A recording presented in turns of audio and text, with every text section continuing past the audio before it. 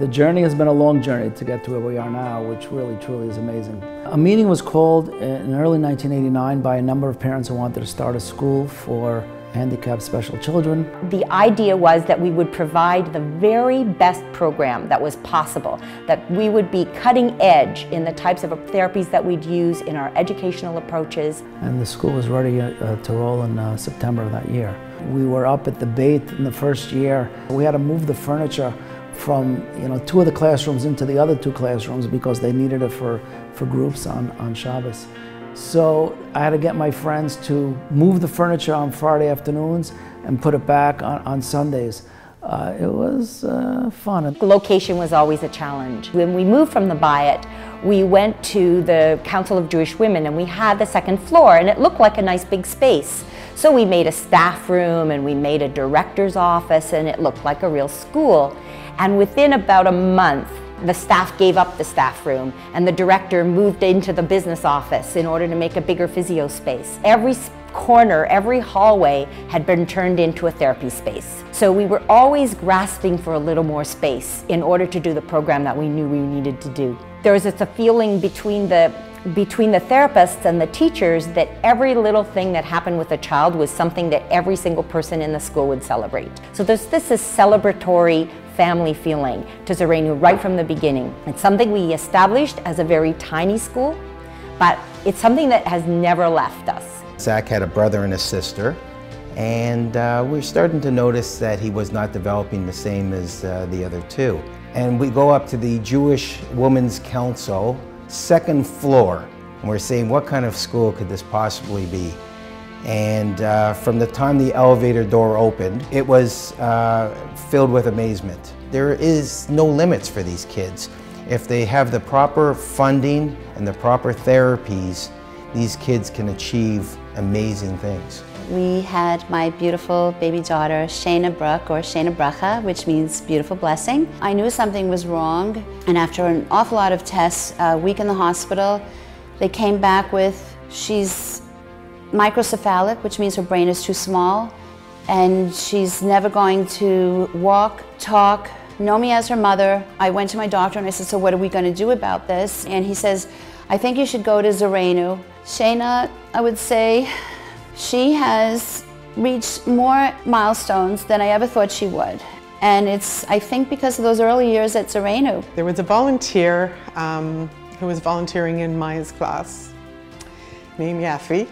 We would talk when I would pick Maya up or drop her off in the morning, and I would sort of complain. I loved the school, I loved all the therapies she was getting, but my problem was summer would come and then she'd get nothing for 2 full months. No physio, no occupational therapy, no speech therapy, nothing.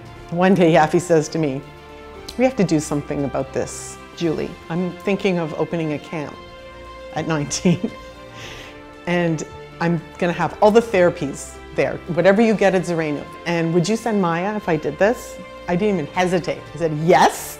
Yafi had been running a little bit of a swimming program on Sundays, taking some kids with special needs to Bloorview. And my daughter had been going off and on. And I asked Yafi if she would do something in the summer for some of these kids, being as school was over, but my daughter was still going to be getting older and older, and I wanted her to progress with her therapy. It was for a few weeks in July. It was that bridge. So by the time September came and school reopened, she hadn't gone backwards and she actually had been propelled forwards. Campaign was started with me being an idealistic, practically still a teenager, finding the right people, most of whom are still involved today, just driven by a passion to help a group of moms that we became close with that had nowhere to send their kids in the summer. We loved it right away, and everything was done so professionally, and Maya just loved going to camp. AIM, I think it was like sort of an aim for the stars. Then we started pushing Yafi. Yafi, the camp is great, but how about doing 2 months, a full summer? Well, nothing seemed to faze Yafi. She got it done, and she went from a 1-month camp to a full summer camp. Camp became what it was really because Yaffe kept pushing forwards. And before you knew it, we were running an 8-week program. It grew by leaps and bounds, and before we knew it, it snowballed into something beyond our expectations. And my hopes and dreams for Camp AIM was always to have a facility. The last 18 months have been amazing. Nothing short of miraculous. When we were approached about the merger, I remember thinking, this is really what's meant to be. This is what this city needs. Well, Kayla's Children's Center now, with the combination of AIM and Zareno into this new entity, is really, truly amazing. These kids can not only have a school year of help, they're going to have 12 months of just full activity, as well as all the educational and physio aspects to make these kids as independent as they can be and as best as they can be.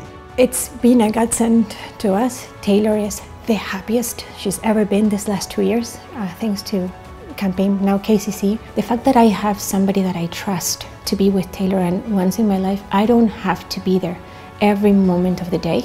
This is my kid who's in the swimming pool. There are no harnesses, there are no walkers, there are no seizure helmets, there are no seizure mats, there's nothing. It's just her and the water, and she's completely free. And it's the only place that she can be completely free. And all that Kayla's Children's Center has done for Taylor is let her be free as much as possible. She has a place where she belongs. She has a place where she looks forward to going. My kid has a life of her own. And this is thanks to KCC. I'm in awe of what goes on in this building. 12 months a year, 250 kids walking in and out of these doors, getting everything they need, all under one roof. My dream was always for Zareno to become this, and you know, it has.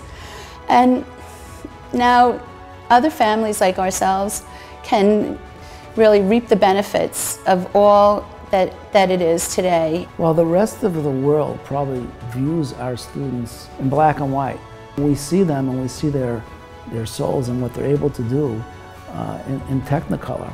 So this facility and what we've been able to accomplish is just beyond belief.